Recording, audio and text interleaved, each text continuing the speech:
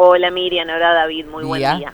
Buen día, bueno, queríamos charlar contigo, porque, a ver, ¿qué te han provocado escuchar a Javier Milei en el segundo debate del último domingo, que cuando le preguntaron sobre el cambio climático, se entreveró, pero al finalmente terminó admitiendo de que él no cree en el cambio climático? ¿Cuál es tu lectura acerca de eso? Porque uno tiene la sensación de que hay un sector de la sociedad al que le habla Milei que efectivamente cree que no hay cambio climático. Bueno, en realidad digamos, los dichos de Milei fueron en la misma línea que todo su discurso a lo largo de estos meses, ¿no? Él es un negacionista climático, así como sucedió con Trump o Bolsonaro, ¿no? O sea, son, digamos, movidas políticas que se realizan a nivel mundial justamente para no reconocer esta gran fake news que dicen que no existe, que el cambio climático no existe o que no está relacionado con el hombre, ¿no? O sea, a ver, esto sucede porque detrás hay intereses muy claros. Durante el gobierno de Bolsonaro fue un desmonte hacia el Amazonas récord. Durante el gobierno de Trump se fue, digamos, de los acuerdos globales, se fue de los grupos que justamente, de alianzas de países que hay a nivel mundial para combatir el cambio climático. Entonces, digo, no son movidas así que uno dice, ay, bueno, mienten, sino que detrás hay intereses muy claros que son de defensa de aquellos sectores obviamente que están relacionados con grandes empresas, que están relacionados con, sobre todo, sectores de la industria que no quieren que se les ponga una limitación respecto al tema del impacto ambiental ¿Por que qué? tienen sus actividades, ¿no? Te pregunto lo básico. ¿Por qué es importante que un gobierno reconozca, ¿no?, el cambio climático y cómo se linkea en todo caso esto con los intereses que tienen los grandes empresarios?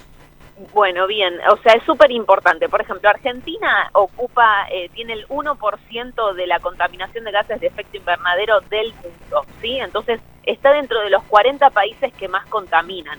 Eso implica que tiene que tener obligaciones internacionales de, por ejemplo, reducción de combustibles fósiles, Claro. renovables, o sea, distintas políticas que tiene que llevar adelante, que se le tienen que poner a los sectores que están implicados con el calentamiento global, y esas decisiones son súper importantes porque van a ir reduciendo digamos, efectos que nosotros tenemos sobre el calentamiento de la Tierra. ¿Por qué es importante que estas decisiones sean globales? ¿Por qué es importante que todos los países tienen que ponerse de acuerdo? Porque si yo emito gases de efecto invernadero a la atmósfera, afecto a Brasil, afecto a Estados Unidos, afecto a China, afecto a todos los países del globo. Lo mismo sucede con otros países. Entonces, no sirve de nada si yo reduzco mis emisiones de gases de efecto invernadero y otro país no lo hace. Esto tiene que ser una salida global, tiene que ser una salida internacional mancomunada. Entonces, cuando un país se baja, sobre todo de las magnitudes en su momento que sucede con Brasil o que sucede con Estados Unidos,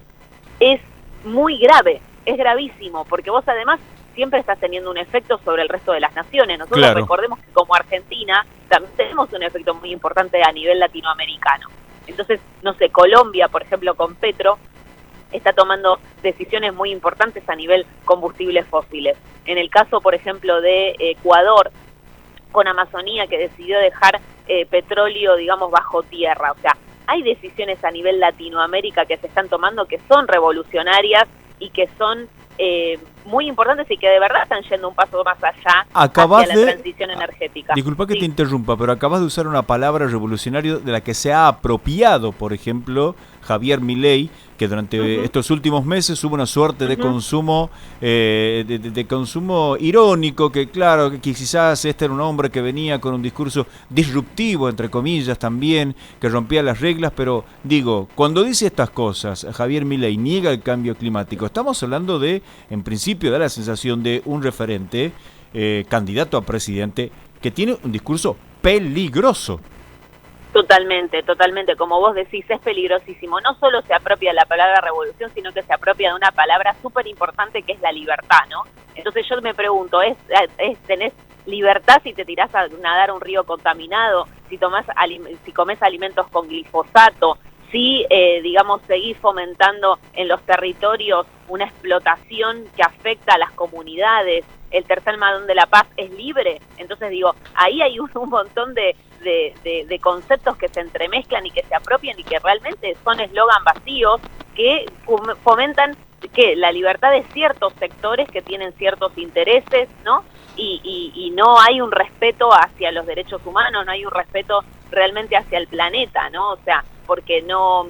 A ver, el rol que tiene que tener un candidato presidencial y que tiene que tener un discurso, les tiene que ser de fomento de respeto, ¿no? De empatía, de tolerancia, de ver qué necesita un país y encima qué está sucediendo a nivel internacional. Entonces, ahí, vos que tanto se habla de ciertos eslogan, en realidad no estás respetando, ¿no? O sea, cierto que muchas veces son como eslogan adolescentes, ¿no? Como de rebeldía, pero que no tienen que ver realmente con el pos y el bien de la comunidad, ¿no? Te pago otra consulta, ¿no? Porque la verdad que, digo, no, porque no hay que dejar pasar esto, ¿no? Porque porque pasan tantas cosas y al mismo tiempo que una vez se olvida. Pero hace aproximadamente un mes y medio, también Javier Milei habló de que de la privatización de los ríos, porque dijo que cuando vea una empresa o cuando un país, en todo caso, vea que en un río se puede hacer un negocio, las empresas no van a contaminar, ¿no? Yo no sé ¿qué te suenan este tipo de declaraciones? Bueno, primero hay que tener en cuenta que hay un eslogan, digamos, que está dentro del ambientalismo, que es clave, que es el agua vale más que el oro, el agua vale más que el litio. El agua es clave para la vida, el agua es clave también para estas clases de actividades mineras, extractivas. Sin ir más lejos, cuando sucedió el tema de las Madres de Mendoza, con el tema del agua hace un par de años. Es verdad. O sea, todo lo que sucede con los lagos y los multimillonarios en la Patagonia. Digo, el agua es clave, entonces... ¿Qué pasa? Cuando él no toma de manera... Hola, Agustina. No sigue yendo a esto que yo te digo, a intereses que hay, que muchas veces son detrás del agua, porque digo, sin agua vos no tenés extracción de litio, sin agua vos no tenés extracción de combustible fósil. O sea, el agua realmente es clave para la vida y también es clave para los negocios.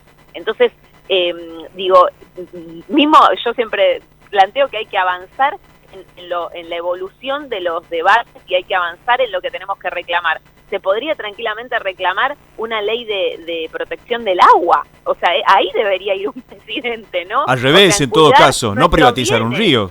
Exacto, y acá pareciera que los entrega, ¿no? Con esto de este discurso, digamos, contra el Estado, ¿no? Y no estamos viendo el rol que debería tener un Estado bien utilizado. Ese es el punto, ¿no? Que es de protección hacia la naturaleza, que es de protección hacia los bienes, que es de protección hacia los acuerdos internacionales, hacia las comunidades, hacia las personas que también están sufriendo. No olvidemos que mujeres y niños son quienes más sufren las consecuencias del calentamiento global, ¿no? Agustín, o sea, entonces, que me da la sensación de que es cierto, hay todavía cosas que tiene que mejorar el Estado, que tiene que mejorar la política, pero obviamente Milei no es la salida.